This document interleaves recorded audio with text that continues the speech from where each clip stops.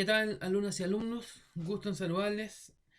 En esta oportunidad conocemos del recurso de queja dentro de una nueva unidad de los recursos procesales y que finalmente nos lleva al estudio del último de los recursos contemplados para este semestre a lo largo de este curso. El recurso de queja, a diferencia de lo que hemos visto a propósito de los recursos procesales que impugnan las resoluciones judiciales a partir de su mérito, tiene una particularidad que no solamente abarca el mérito de la resolución, sino que además va configurado con otro componente que es sobre la determinación de un agravio, falta o abuso que se haya cometido por el juez contra el cual se dirige este recurso en la dictación de la resolución.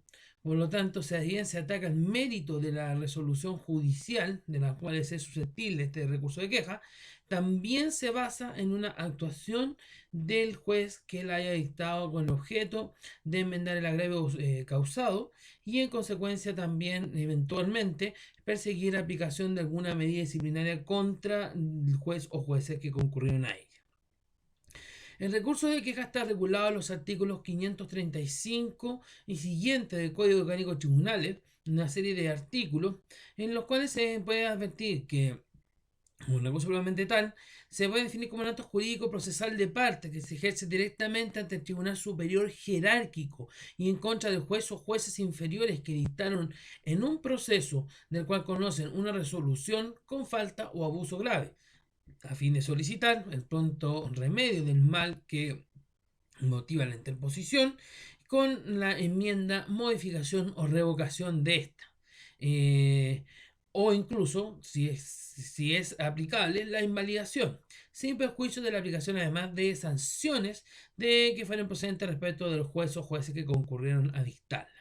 Sin duda es un recurso que tiene esa particularidad. No solamente va a dar mérito de lo resuelto, sino también a sancionar actuaciones y de las cuales han incurrido el juez o jueces que hubieran concurrido a su dictación y que sean motivo de una falta grave o abuso en el ejercicio de sus funciones.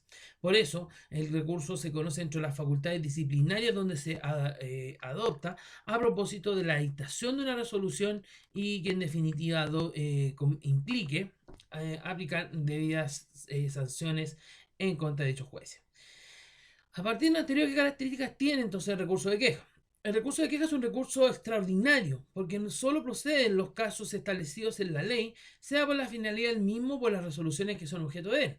En este caso, de lo que hemos señalado, está destinado a corregir faltas o abusos graves en la dictación de algunas resoluciones judiciales. En segundo lugar, es un recurso que actualmente se encuentra regulado en el Código Orgánico y que es un recurso que se interpone directamente ante el Tribunal Superior Jerárquico del que dictó la resolución que se ha pronunciado con falta grave o abuso, para que sea reconocido y resuelto por él mismo. Este se interpone no contra una resolución, sino que directamente va dirigido contra el juez o jueces que dictaron la resolución que se ha dictado con falta o abuso grave, para que en caso de ser ella acreditada se persiga la modificación, enmienda o invalidación de dicha resolución a fin de poner pronto remedio al mal que motiva el recurso. Es un recurso que no ha sido instituido para corregir errores de interpretación. Es un recurso que solamente detecta faltas o abusos ministeriales por parte del sentenciador o los sentenciadores, que recaigan en la jurisdicción disciplinaria superior jerárquico. No es un recurso de constituida instancia, por lo tanto aquí no hablamos de tribunal de primera y segunda instancia, sino que solamente referimos al tribunal ante el cual se interpone dicho recurso de queja. Son recursos que no suspende el cumplimiento de la resolución que se cometió falta grave de abuso, salvo que se decrete la orden de no innovar durante su tramitación y ésta sea solicitada. ¿Qué resoluciones son susceptibles de recurso de queja? Conforme al artículo 545, para la procedencia del recurso de queja es necesario que concurran corporativamente. Primero, que se hubiere cometido por un juez o juez falta o abuso grave para dictar una solución jurisdiccional. Segundo, que dicha falta o abuso se hubiere cometido en una sentencia definitiva o en una interlocutoria siempre que esta última ponga fin al juicio o haga imposible su continuación. Entonces, las resoluciones que son susceptibles de este recurso dirigido contra los jueces que hayan concurrido a su dictación en la grave falta de abuso se trate de una sentencia interlocutoria definitiva que ponga término al juicio o haga susceptible, imposible su continuación. Además de ese antecedente, es necesario que no procedan contra dichas resoluciones recurso ordinario o extraordinario alguno. Y ese es un elemento muy importante al momento del examen de admisibilidad del recurso de queja, teniendo en cuenta la limitación que tiene su interposición con este requisito.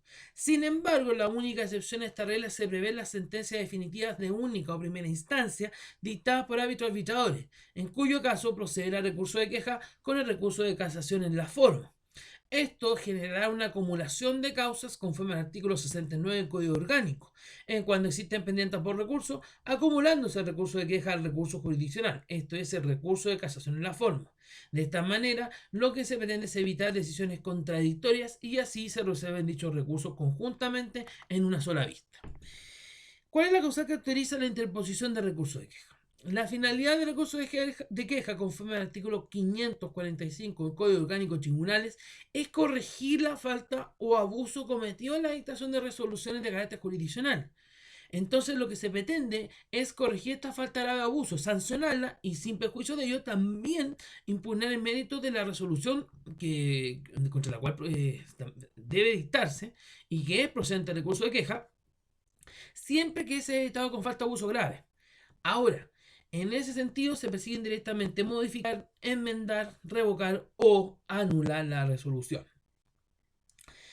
Es la Corte Suprema la que ha definido en consecuencia, sin embargo, cuál es la falta o abuso que debe entenderse en estos casos. Primero, apunta a una contravención formal a la ley, es decir, el juez se aparta de su aplicación, no obstante el texto claro expreso de la ley, que se aparta al dictar la resolución. Segundo, la interpretación errada de la ley, es decir, no se han aplicado las disposiciones del artículo 1924 del Código Civil, que son los elementos o criterios de interpretación de la ley. Tercero, la falsa apreciación de los antecedentes del proceso, es decir, se aprecian erróneamente los antecedentes que constan en el proceso a resolver. ¿Quién es el titular del recurso? El titular del recurso es aquel que debe tener primero el carácter de parte en el proceso y además debe ser el agraviado, invocando la falta o abuso grave cometidos al momento de dictarse la resolución que se pretende impugnar mediante el recurso de queja, además de perseguir las sanciones disciplinarias eventualmente que puedan ser aplicables a los jueces o juez que haya dictado la resolución con falta grave o abuso. Conforme al artículo 548, puede interponerlo, por lo tanto, el agraviado personalmente o por mandatario judicial, abogado, patrocinante, procurador del número.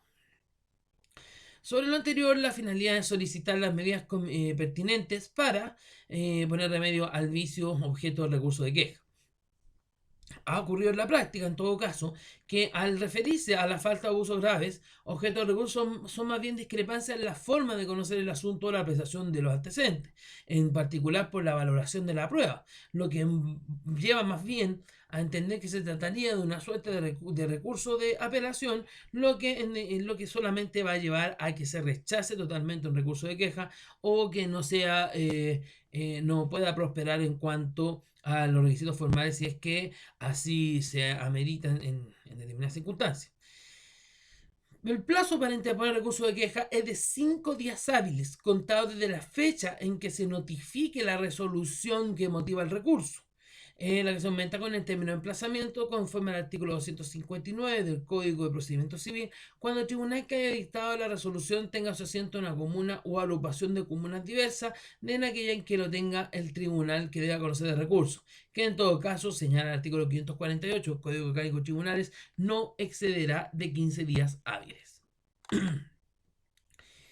En cuanto al tribunal de que se interpone por escrito y directamente al Tribunal Superior Jerárquico del juez o jueces que hayan concurrido en la dictación de la resolución en la que se incurre la falta o abuso que ya describimos. Así lo conocerá la Corte de Apelaciones o Corte Suprema ante quien se interpondrá directamente. En cuanto a la forma de interponer el recurso, en relación con las disposiciones que resultan aplicables, primero deben cumplir con las normas de comparecencia en juicio para determinar quiénes pueden deducir el recurso. En este caso hay una exigencia del artículo 548 del Código Orgánico de Tribunales en el que solamente puede interponerse la parte agraviada, procurador del número o abogado habilitado para el ejercicio de la profesión. Debe cumplir con las normas, por lo tanto, de la comparecencia en juicio. Debe estar patrocinado por abogado habilitado sin perjuicio de aquello. Y en cuanto al contenido del recurso, según lo señala el artículo 548, inciso tercero del Código Orgánico de Tribunales, debe indicar nominativamente los jueces o funcionarios recurridos. Indicar el proceso en que se dictó la resolución que motiva el recurso, la que se transcribirá o se acompañará copia del proceso. Generalmente resulta muy conveniente para los efectos de la vista y posterior fallo o recurso de queja acompañar copia del proceso, sin perjuicio que previo a la vista de la causa se solicite al juez o jueces recurridos la remisión del expediente o del proceso o copia de él. Se debe considerar el día en que se dictó la resolución recurrida y la fecha de notificación. Además, se debe señalar de manera clara y específica las faltas o abusos que se imputan en los jueces o funcionarios recurridos. Recordemos que aquí, de acuerdo a los criterios establecidos por la Corte Suprema, debemos ahí circunscribirnos a esos casos en los cuales existe falta o abuso. Ahora, esta falta o abuso tiene que ser notoria, un error de tal gravedad que quede en evidencia de los antecedentes. Además de señalar expresamente la forma o cómo ésta se ha cometido, sea una contravención formal, error de interpretación o una falsa apreciación o apartarse de los antecedentes del proceso. Además, sin determinar los antecedentes de las cuales se sustenta esta falta o abuso. Finalmente, deben indicarse también las medidas que se desean adoptar mediante este recurso de queja.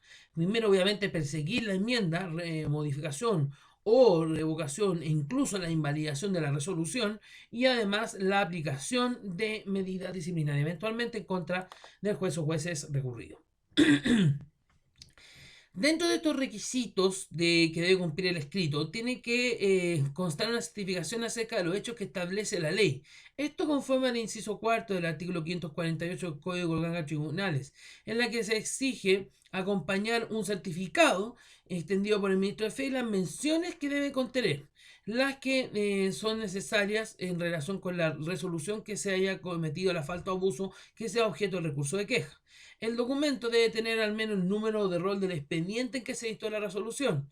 Además, el número de los jueces que concurrieron a su dictación, la fecha de dictación de la resolución y también la fecha de notificación y cómo fue notificada.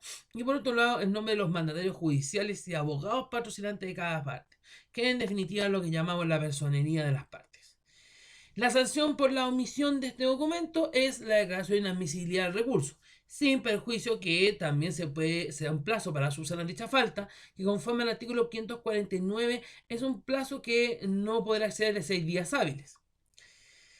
En relación con la tramitación del recurso de queja, la sola interposición del recurso no suspende el cumplimiento de lo resuelto. Sin embargo, conforme a lo que señala el artículo 536 y de su texto, se ha entendido en principio la procedencia de la orden de no innovar a modo de suerte de medida cautelar con la finalidad de evitar los efectos de la resolución objeto de la falta o abuso que se denuncia. Sin embargo, se ha regulado expresamente después con ciertas modificaciones que se hicieron en el Código Orgánico en el artículo 548 en que puede solicitarse en cualquier estado del proceso. Por lo tanto, hoy en día existe esta aplicación expresa de esa disposición sin perjuicio que antes de aquella se entendía por el artículo 536 del Código Orgánico de Tribunales. Formulada esta petición, se tendrá que sortear en una sala para que se conozca y que, en definitiva, indistintamente si esta sala acoge o no la orden de no innovar, es esta sala la sorteada para conocer del referido recurso de queja. A partir de lo anterior, por lo tanto, debemos resumir que en relación con la orden de no innovar, procede a petición de parte y no de oficio. Se solicita por el recurrente al interponer el recurso o durante su conocimiento. Se designará para eso una sala que la conozca y por lo tanto por sorteo. Será conocida en cuenta y se radicará el conocimiento de la sala sorteada indistintamente si esta fue o no concedida. Además, se debe conceder en términos generales o puede hacerse en términos generales o, no o específicos. Obviamente la primera debe entenderse que paralizaría el procedimiento. Y también si se concede la orden de no innovar será comunicada al tribunal por la vía más rápida. Eso en cuanto a las características que tiene la orden de no innovar a propósito del recurso de queja. En cuanto a la tramitación propiamente tal, tenemos la presentación del recurso, la que se presenta ante el superior jerárquico por escrito, debe contener este certificado del cual hemos señalado. Además, la primera resolución da cuenta de la siguiente situación, que en su examen de admisibilidad claramente se revisa por la sala tramitadora en cuenta. Primero, la falta de patrocinio. Si no ocurre, debería tenerse por no presentado, aunque se apercibe generalmente para que se constituya un mandato judicial conforme a la ley 18.120 dentro del tercero día. Segundo, se puede declarar inadmisible por incumplimiento de los requisitos formales, es decir, si se interpone contra resolución improcedente, fuera del plazo, o no se acompaña el certificado que exige la ley, se declara inadmisible, y contra esta resolución procede recurso de reposición basado en un error de hecho dentro del tercero día, de acuerdo a la hipótesis del artículo 549 del Código Orgánico de Tribunales. En cuanto a la admisibilidad del recurso, si es que se declara admisible, se va a pedir informe al juez o jueces recurridos. En cuanto a este informe, si se declara admisible, se pide un informe a estos jueces dentro de un plazo de 8 días hábiles, y de no recibir informe se procederá a la vista del recurso. Claramente, el informe solo debe recaer en los hechos constitutivos de la falta o abuso que se le imputa.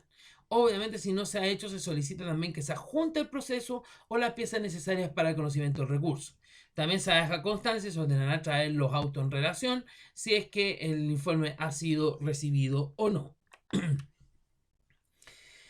En cuanto a la comparecencia de las partes, tenemos que cualquiera de las partes puede comparecer el recurso durante o hasta antes de la vista de la causa. Es decir, la comparecencia facultativa durante la tramitación del juicio hasta antes de la vista de la causa, incluso cualquier tercero involucrado en el juicio. Deberá acreditar claramente que este es un tercero dentro del proceso y que así ha sido declarado. En cuanto a la vista del recurso, siempre el recurso debe resolverse previa vista de la causa. Así, evacuado el informe del juez o jueces recurridos o no habiéndose evacuado, se ordenará traer los autos en relación. El recurso goza de preferencia para su vista y fallo. Claramente, si es que se ha conseguido una orden de no innovar, también va a ser incorporada una tabla que tenga preferencia por sobre la tabla ordinaria. El recurso, además, en caso de existir otros jurisdiccionales, como el caso del recurso de casación en la forma respecto de sentencia dictada por árbitros o arbitradores, debe acumularse el recurso de queja al recurso jurisdiccional, indistintamente si es que este es más antiguo o no. Ese no es un criterio que radica para los efectos de proceder a la acumulación. Aquí hay una norma expresa en cuanto a la acumulación, que el recurso jurisdiccional es el que absorbe al recurso en sus facultades disciplinarias. Se dispone claramente en el número 5 del artículo 165 que no se procede a la suspensión de la vista de la causa, aunque se ha sostenido que sí podrían suspender la parte del procedimiento, teniendo en cuenta que no está contemplado dentro de las limitaciones a la suspensión. Una vez terminada la vista de la causa, podrán decretarse medidas para mejor resolver, lo que impide de alguna forma decretarse trámites pedidos a la vista del recurso, sin perjuicio de que esto ha quedado a criterio de distintas cortes en cuanto a la procedencia de estas diligencias que impiden la vista de la causa. En cuanto al fallo del recurso, primero debemos distinguir la sentencia que lo acoge. El tribunal puede anular el fallo o modificarlo, dictando una sentencia de reemplazo claramente, o anular el procedimiento o bien modificar total o parcialmente la decisión. Lo importante es que elimine con eso el agravio que ha sido objeto de la denuncia efectuada dentro del recurso de queja en que se sustente en una falta grave o abuso. Ahora, puede adoptarse cualquier medida también que estime pertinente para poner fin a esta falta o abuso. Sobre lo anterior, el artículo 545 del Código de Tribunal en su inciso penúltimo dispone que el fallo que acoge el recurso contendrá las consideraciones precisas que demuestren la falta de abuso, los errores o omisiones manifiestos y obviamente las medidas conducentes a ponerle remedio a esta falta o abuso. Además, prosigue con la limitación que tiene esa facultad en que en ningún caso podrá modificar, enmendar o invalidar resoluciones judiciales respecto de las cuales la ley contempla recursos jurisdiccionales ordinarios o extraordinarios, salvo que se trate de un recurso de queja interpuesto contra sentencia definitiva de primera o única instancia dictada por los árbitros arbitradores. Entonces es una limitación que también se contempla para el efecto del efecto extensivo de lo resuelto en el recurso de queja si es que éste se acoge. En caso de acogerse la sentencia objeto del recurso de queja y en el que se refiera a que un tribunal superior de justicia, haciendo uso de sus facultades disciplinarias, invalide esa resolución, deberá aplicar la o las medidas disciplinarias que estime pertinente. En tal caso, la sala dispondrá que se den cuenta al Tribunal Pleno de los antecedentes para los efectos de aplicar medidas disciplinarias que procedan atendida la naturaleza de la gravedad de la falta o abuso denunciada. Por lo tanto, puede el Tribunal Pleno, en este caso, aplicar o no una sanción de acuerdo si es que la falta o abuso denunciado así lo amerite. Quedará dentro de sus facultades aplicar dicha medida. Finalmente, debemos entender, y en el caso que se rechace el recurso de queja, simplemente se estima que no, se desestima al entenderse que no existió esta falta o abuso grave denunciada, la que cumple con los estándares necesarios para entender que no se ha dictado dentro de esa situación. Por lo tanto, finalmente se desestima que se haya incurrido en esa situación. Frente a lo resuelto, debemos entender que no procede recurso alguno, sin perjuicio del recurso de apelación que proceda en contra de la medida disciplinaria aplicada por el tribunal respectivo, pero eso es una cuestión netamente administrativa, según la aplicación del artículo 551 del Código Orgánico Tribunal. No es que sea susceptible de apelación la sentencia que rechaza el recurso de queja, sino que o si la acoge, sino que eventualmente es apelable la resolución que en materia administrativa el Tribunal Pleno disponga la aplicación de una medida disciplinaria, para que se entienda esto claramente y no exista confusión al respecto. En consecuencia, el recurso de queja que no, es un acto jurídico procesal que no está destinado solamente a obtener la enmienda, invalidación o modificación de una resolución judicial de los casos que señala expresamente la ley, sino que también se persigue determinar la existencia de faltas graves o abusos cometidos por los jueces o el juez que concurra a su dictación, y lo que pueda meritar en su caso la aplicación de una medida disciplinaria en su contra. Procede contra exclusivamente determinadas resoluciones judiciales con las formalidades y exigencias que establece el legislador para que sea necesario en cuanto a la admisibilidad y tramitación y posteriormente fallo del recurso de queja. Tenemos claramente que se interpone directamente ante el superior jerárquico del juez o jueces respecto al cual se ha dictado esta resolución y está dirigido contra ellos, obviamente persiguiendo la aplicación eventual de medidas si es que se encuentra una falta o abuso grave, y por otro lado también con ello modificar, enmendar, revocar o anular las resoluciones que han sido objeto de la dictación de estas por parte de los jueces en circunstancias que se han incurrido en esa falta o abuso graves que se pretende demostrar. Con esto se coloca finalmente término a lo que es el conocimiento del recurso de queja, teniendo en cuenta que se trata de un recurso que está ejercido entre las facultades disciplinarias de los tribunales superiores, sin perjuicio que esto incide en el fondo del asunto, si es que se ha incurrido con falta grave o abuso en su dictación, y que no puede, en este caso, afectar resoluciones que sean susceptibles de recursos ordinarios o extraordinarios, salvo el caso de las sentencias dictadas por árbitros arbitradores, los cuales procede conjuntamente con el recurso de casación en la forma si es así procedente. Entonces, así colocamos término a esta parte del contenido de los recursos procesales con el recurso de queja. Espero que haya quedado claro esta explicación y nos veremos en otra oportunidad. Que estén muy bien.